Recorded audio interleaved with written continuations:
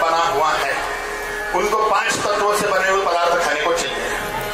जैसे पृथ्वी जल अग्नि वायु आकाश। पृथ्वी जल अग्नि वायु आकाश, ये 5 तत्वों से बना हुआ अपना शरीर है। तो हमें पदार्थ भी खाने को वैसे ही चाहिए, दाल चावल सब्जी रोटी। लेकिन देवताओं के सामने यहां से 56 भोग लगाओ। 56 भोग मालूम है ना आप लोगों, अलग अलग प्रकार के नैवेद्य 56 प्रकार।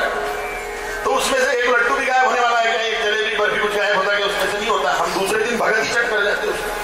तो हमने 56 भोग का नैवेद्य माता रानी को अर्पण किया, आप प्रसाद देने को आओ। फिर भगत लोग आएंगे, खुद ही चट कर जाएंगे, देवी माँ ने क्या खाया उसमें।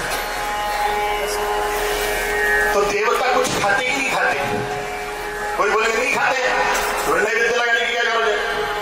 और खाते हैं तो गायब क्यों नहीं होता उसमें से?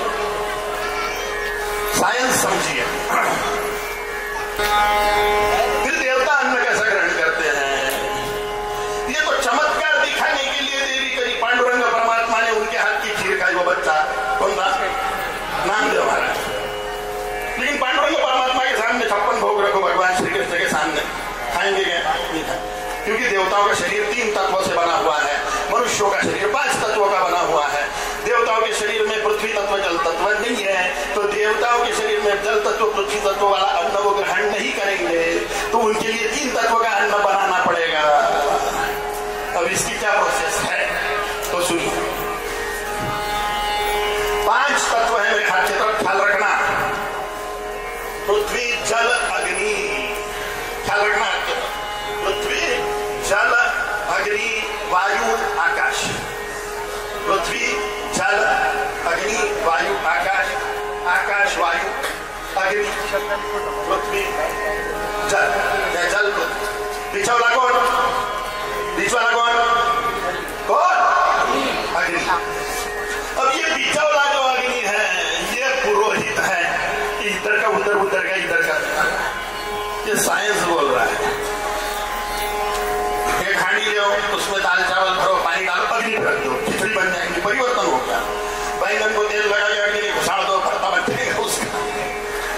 रोटियां बेल के तवे पे डाल दो, अग्नि संस्कार, कच्ची रोटी पक जाएगी, खाने के योग्य हो जाएगी। सूर्य के अग्नि से फल पक जाते हैं। इस प्रकार से अग्नि रूपांतरकारी है। ऋग्वेद का पहला मंडल, पहला सूक्त, पहली ऋचा। ओम अग्निमीळे पुरोहितम यज्ञस्य देववृत्तिजं होतारं रत्नधातमं। अग्नि पुरोहित है जो पदार्थों का रूपांतरण कर देता है, जो कोयले को भी हीरे में रूपांतरित कर देता है। साइंस बोलता है भरपूर दबाव और भरपूर गर्मी के कारण कोयले का हीरा बन जाता है। माने परिवर्तन करने वाला कौन? यहाँ कोयले का हीरा कौन बना रहा है साइंस की दृष्टिकोण से? अग्नि। तो यह अग्नि रूपांतरणकारी है। जब हम अग्नि में पदार्थ डालते हैं तो अग्नि उसको वायुभूत कर देता है और वो 3 तत्वों के बन जाते हैं। पृथ्वी तत्व के रूप में लास्ट जो है जिसका कोई रूपांतरण नहीं होता वो है राख। वो जब मिट्टी के संयोग में कई साल रहती है तो जीवाणुओं के संसर्ग से फिर मिट्टी में परिवर्तित हो जाती है। लेकिन यहाँ पे लास्ट ऑफ ये भस्म को कितना भी जला वो भस्म ही रहने वाला है, उसका रूपांतरण। पानी किधर गया? भाप बन के उड़ गया और बाकी के पदार्थ वायुभूत हो गए।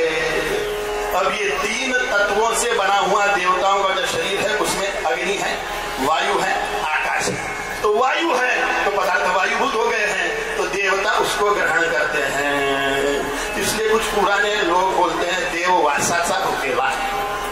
वास घेतला का देव उसका जिलबी आणि देवानं वास घेतला असं नाही। श्वासातून देवता जेवून राहिले, अग्नीत टाकला पदार्थ वायुभूत झाला। जिलबी खाऊ घालायची का देवीला? जिलबी अग्नीत टाका, ओम कालिया स्वाहा, जळलं, वायुभूत झालं, देवता ग्रहण करतात। असं थोडी आहे महाराज। जळलं म्हणजे झाला त्याचा नाश, नाश झाला। नाश होतच नहीं कोई पदार्थाचा, कोई पदार्थ का नाश होता ही नहीं है। हम बोलेंगे पदार्थ अग्नि में डाल दिए नष्ट हो गए, पदार्थ नष्ट होते ही नहीं। क्वांटम फिजिक्स के स्टूडेंट को नहीं, साइंस को नहीं सीख जाएगा। काय? दोन जण, 3 साइंस के स्टूडेंट। क्वांटम फिजिक्स का सिद्धांत क्या है? ऊर्जा रूपांतरण का सिद्धांत। पहले तो आइंस्टाइन क्या बोल रहे हैं, ये सारी की सारी सृष्टि, आइंस्टाइन नाम का वैज्ञानिक है, पता ही है आपको, बड़ा भारी वैज्ञानिक। वो बोलते हैं सारी पृथ्वी, सारा जगत, चराचर सृष्टि ऊर्जा स्वरूप, एनर्जी स्वरूप है, सब कुछ एनर्जी है। ये ठोस पदार्थ, लकड़ी, मिट्टी, ईंटें, पत्थर, मनुष्य का शरीर, ये सब पेड़ पौधे, ये प्लास्टिक, टीन, पत्थर, लोहा वगैरह सब कुछ जो दिख रहा है, जो नहीं दिख रहा है, वो सब कुछ एनर्जी स्वरूप है।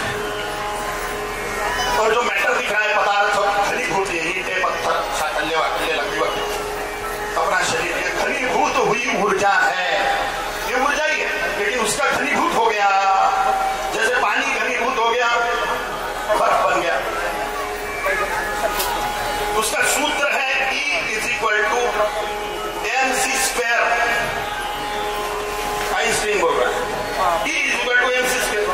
माने एनर्जी ही मैटर है। मैटर माने क्या? एनर्जी का घनीभूत रूपांतर, घनीभूत रूप।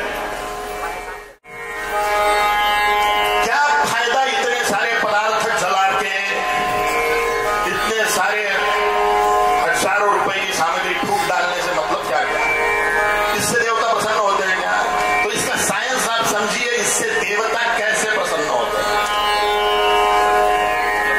अभी साइंस ही बोल रहा है कि देसी गाय का घी जलाने से ऑक्सीजन तैयार होता है। उन्होंने कैसे निकाला पता नहीं, लेकिन आप गूगल पे सर्च करोगे या यूट्यूब पे सर्च करोगे, घी जलाने से ऑक्सीजन तैयार होता है क्या, या उसकी प्रोसेस, तो सारे